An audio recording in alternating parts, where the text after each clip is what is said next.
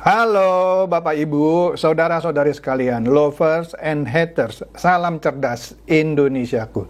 Jumpa lagi kita pada kesempatan kali ini. Bagi Anda yang belum subscribe channel saya, silakan subscribe channel saya. Tekan loncengnya agar Anda dapat notifikasi setiap kali saya mengupload video-video saya. Oke, pada kesempatan kali ini saya akan membahas mengenai hebatnya bisnis Yusuf Mansur. Ya, siapa yang nggak kenal Yusuf Mansur gitu ya. Nah, ini saya mau mengulas lah ya sebagian dari bisnisnya yang heboh gitu ya. Nah, saya nggak tahu apakah Anda sudah tahu atau belum. Tapi memang sosok Yusuf Mansur ini mengundang banyak pro dan kontra. Nah, saya akan membahas sebagian saja ya dari bisnisnya yang heboh gitu ya. Memang Yusuf Mansur ini sering bikin kehebohan sih ya. Seperti sudah pernah saya bahas, dia pernah mengaku menjadi komisaris apa itu Grab gitu ya. Grab apa Gojek ya, lupa, pokoknya itulah salah satu. Ternyata bukan itu gitu ya. Terakhir dia mempopulerkan sedekah. Mana jam tangan, cincin ini kasih, nanti Tuhan akan ganti lebih banyak gitu ya. Pokoknya banyak macam lah. Anaknya juga Wirda Mansur juga heboh lah seperti ayahnya. Misalnya dia bikin koin ya, Wirda Mansur ini. Saya nggak tahu koinnya masih hidup nggak gitu ya. Koin kriptonya. Kemudian dia juga bilang dia sedekah ke ayahnya sendiri, dapat BMW seri 5. Heboh-heboh deh. Ya. Nah, oke lah, kita lihat aja nih ya bisnisnya bapaknya aja nih, Yusuf Mansur ya. Nah, di sini kalau menurut catatan saya ya, betul Yusuf Mansur ini ya kalau Anda yang memperhatikan tuh ya, sering menjadi sorotan karena berbagai kasus yang menjeratnya terutama dalam bisnisnya gitu ya. Misalnya di Desember 2021 misalnya ya. Setahun yang lalu lah gitu ya. Dia digugat oleh para korban patungan usaha yang dia buat lah ya, ke Pengadilan Negeri Tangerang ya. Gugatan itu katanya dilayangkan karena Ustadz Yusuf Mansur dianggap melakukan wan prestasi ya. Katanya Yusuf Mansur ini tidak menepati janjinya seperti yang sudah diutarakan di televisi maupun di surat sertifikasi katanya ya. Nah, pokoknya intinya mereka minta Yusuf Mansur menepati janjinya dalam patungan usaha ini gitu ya. Nah, kemudian ada juga lah di korbannya katanya nih ya, ada 2 mantan TKI yaitu Sukarsi dan Marsiti ya, yang mengajukan gugatan juga kepada Yusuf Mansur ke Pengadilan Negeri Tangerang ya. Nah, sidang perdananya sudah berlangsung dari lalu lah ya, 5 Januari 2022. Ya. Nah, di sini ada lagi sidang mengenai investasi tabung tanah gitu ya. Banyak lah. Nah, ini kita coba lihat lebih detail ya, satu persatu ya. Kita lihat dulu yang pertama mengenai dia digugat investor pembangunan kondotel dan hotel. Ya. Nah, ini salah satu bisnisnya. Iya, dia digugat secara perdata oleh beberapa orang yang mengaku telah dirugikan atas investasi yang dibuatnya, ya kan?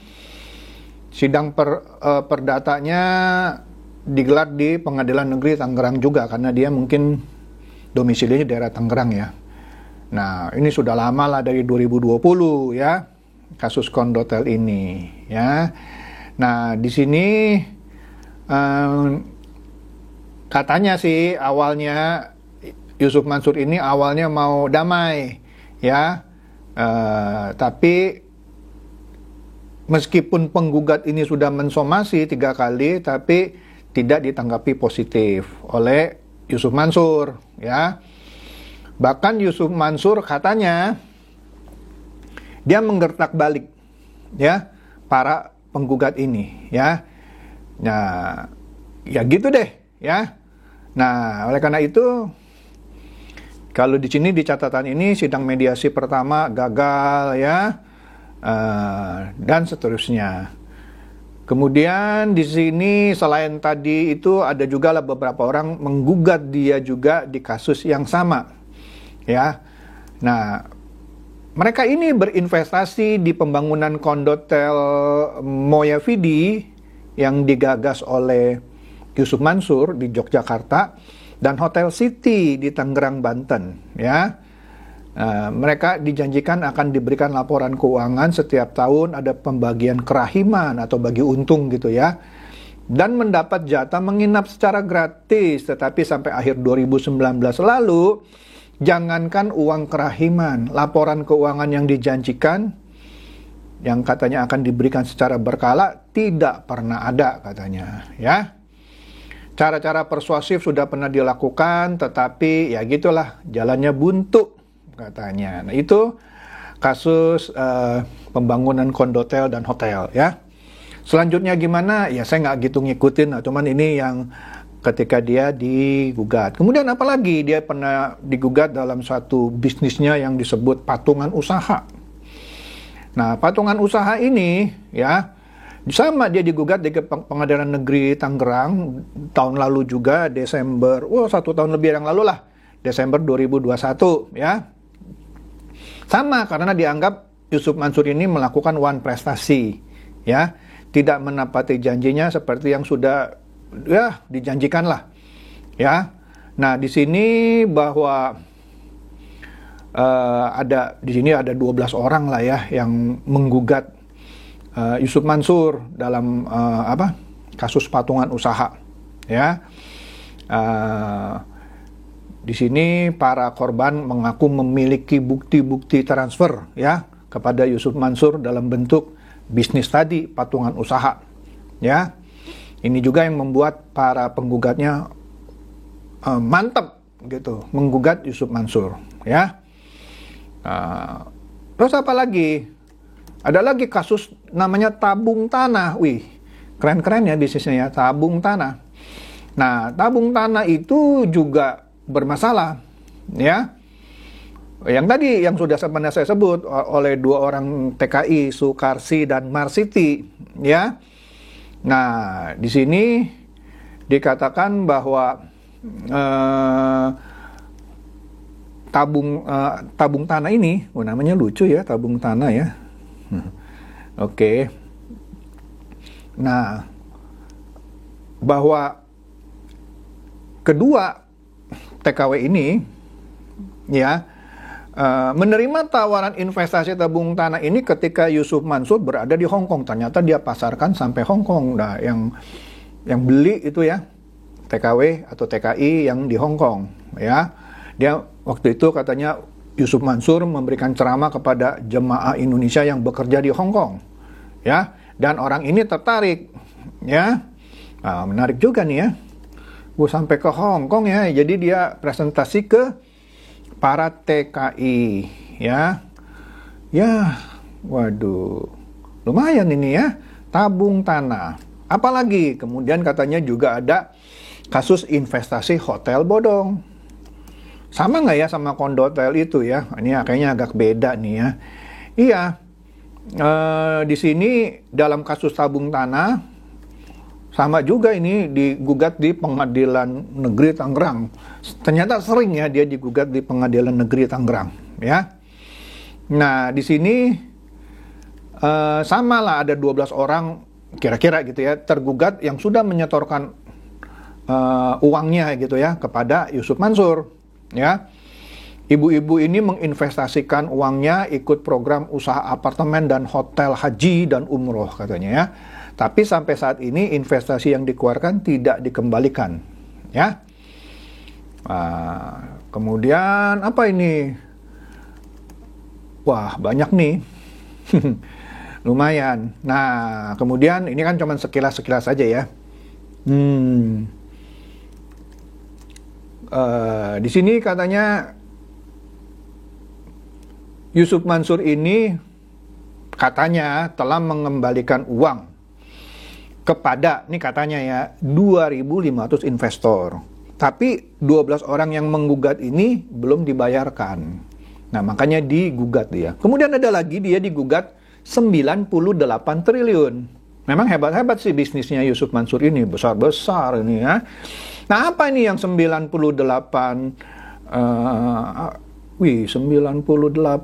besar ini. Coba saya lihat dulu nih ya, 98 triliun, nggak salah ini. Iya loh, 98 triliun, iya, digugat ya. Nah, dalam hal ini penggugatnya betul menggugat ganti rugi material senilai kurang lebih 98 triliun dan kerugian imaterial sebesar 100 miliar. Ya. Nah, dia katanya investor-investor ini ya sudah menyerahkan uang dengan janji bunga 11,2% per bulan. Gila, hebat tuh. Ini bisnisnya Yusuf Mansur hebat. Dia bisa seperti penitipan dana gitu ya. Sebulan dia bisa ngasih 11,2%. Ya. Nah, tapi sejak bulan Januari 2010, ini kasus lama sih sebenarnya katanya nih ya. Keuntungan investasi itu mulai tidak dibayarkan, ya, sehingga di sini ya dia mau nggak mau dia menggugat, ya, katanya yang menggugat ini Saini misalnya ya mengaku sudah bertemu dengan Yusuf Mansur di tahun 2010.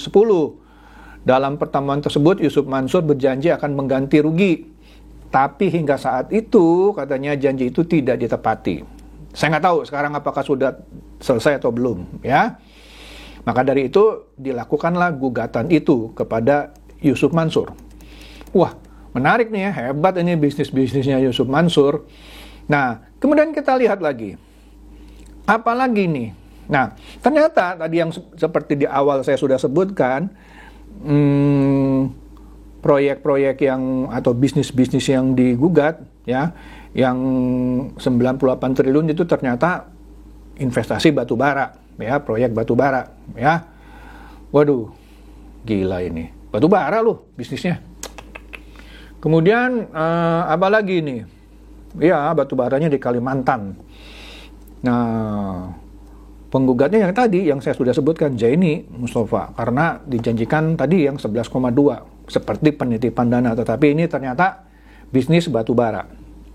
Nah, ternyata hebatnya di 1 bulan yang lalu, iya 1 bulan yang lalu, ini beritanya 1 Desember 2022. Ternyata untuk kasus investasi hotel haji, Yusuf Mansur menang. Yusuf Mansur menang. Oh, iya, Yusuf Mansur menang gitu ya, dibebaskan dari segala hukuman perdata dalam hal ganti rugi. Karena kata hakim, gugatan penggugat tidak jelas. Kabur, tidak memenuhi asas konsistensi. Waduh. Kasihan juga nih ya. Nah, selain itu, Yusuf Mansur juga punya bisnis di tour travel ya. Di sini kalau catatan saya dia punya bisnis di Wisata Hati Tour and Travel dan juga mengembangkan Darul Quran Tour and Travel ya. Dan kita ingat juga, dia juga pernah punya bisnis di bidang keuangan, yaitu aplikasi pembayaran digital untuk tiket, pembelian pulsa, dan lain-lain. Yaitu apa? Paytrade, yang akhirnya juga mati, ya, tidak berkembang. Ya, dibekukan oleh Bank Indonesia karena dia nggak punya izin. Ya, nah, ya tadi sudah saya sebutkan ya, bisnis yang di Jogja, di Tangerang, tapi dia juga digugat. Ya, waduh, banyak ini. Nah, oke deh. Itu mengenai bisnisnya Yusuf Mansur yang tanda kutip heboh menurut saya. Kemudian sekarang dia lagi mau banting setir.